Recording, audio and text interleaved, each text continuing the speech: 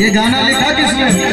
वही बड़ा भाई मेरा अजीत हलचल, और गाने वाले बड़े भाई के सारे लगे हलचल खेसारी के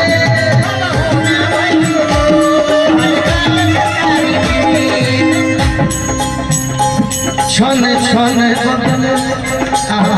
ये गाना अभी ट्रेंडिंग में तोहर मिजाज रजब उड़न बाज रजब धोखेबाज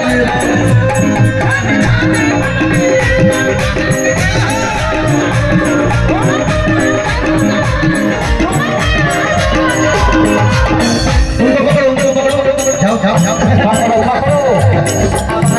जाओ भैया अच्छा गाना है आप इधर आइए।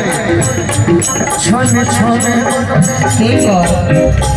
छन छन बदले तोहर मिजाज रजब उड़न बाज रजब धोखेबाज रजब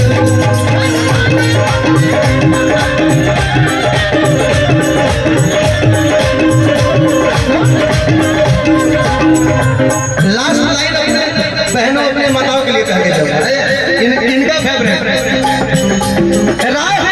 चलेला तो केला सुना राजा जी चलेला तो केला सुना राजा जी काहे नखिया उधार राजा जी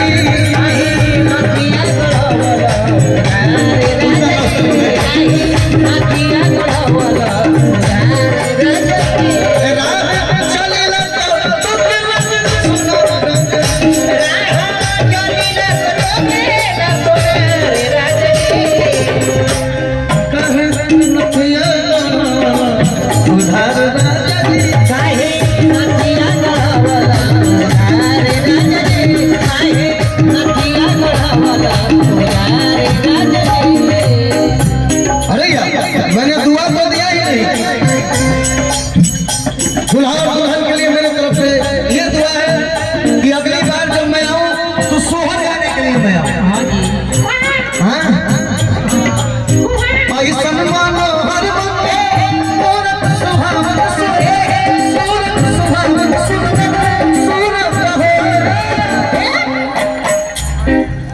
राजा जी अब ऐसा नहीं, कब से मैं आप लोग हाथ उठाइए तालियां बजाइए तब मैं ये गाना गाऊंगा। ए राजा जी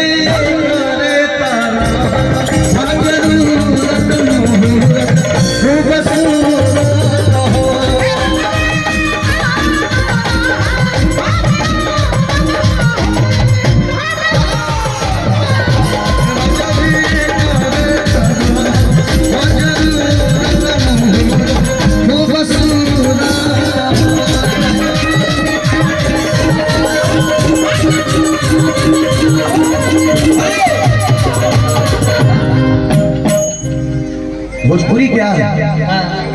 भोजपुरी में हर चीज कह दिया जाता है, लेकिन पर्दे में देखिए सोहर गाया जाता है तो क्या गाया जाता है?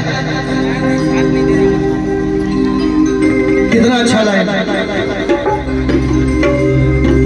कौन से बाबा मन पिया कइले कि कौने में से अरे पिता कइले हो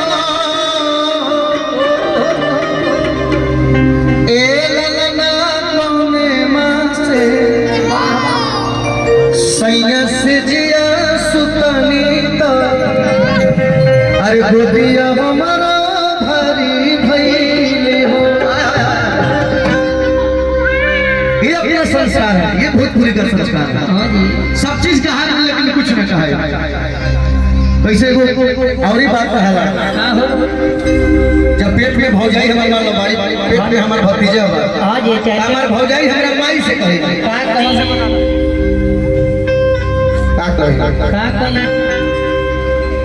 कि मचिया बैठा तू सासू शराब गुनवा अरे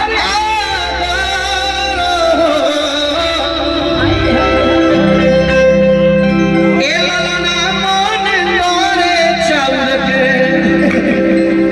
सोहर सोहर पाइलो बल्लू दा बेगूसराय वाले का तरफ से पुरस्कार है, बहुत बहुत धन्यवाद। कि मछिया बैठा तू हो सासो शराब गुनवा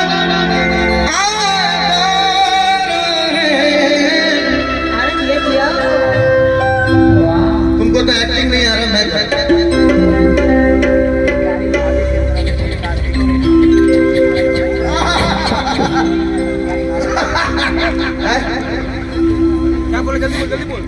बल्लू दा की प्यारी भाभी जी की तरफ से पुरस्कार देखेला ऐसे हंस के अरे जान ले बोला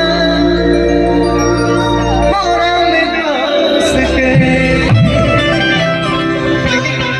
लेकिन मैं लड़का हूं तो ये गाना मेरे मुंह से मजा नहीं आया, तो मैं चाहूंगा या तो खुशबू गा दे या तो पंडित जी गा दे ये गाने को। तो इस गाने को मैं कुछ अच्छा गा रहा हूं। मछिया बैठल तू सासू सड़क गुनवा गल ए ललन मन करे चाउर के चबेली खाए आ जामल जामल दाही खाए। तब कहल कि हमारा बुझाता याद है ना गाना हर जियम हुई रे ना नायता हेलो हेलो हर जियम हुई है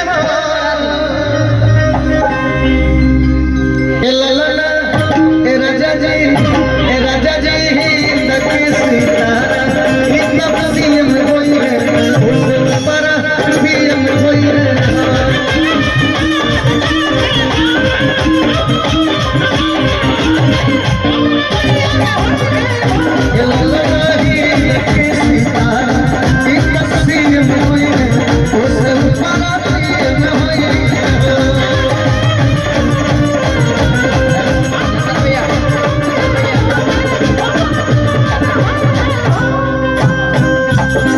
इनका गाड़ी नंबर 666 है, वो कृपया साइड से मतलब गेट से साइड हटा लें, गाड़ी वहां से निकलेगी। 666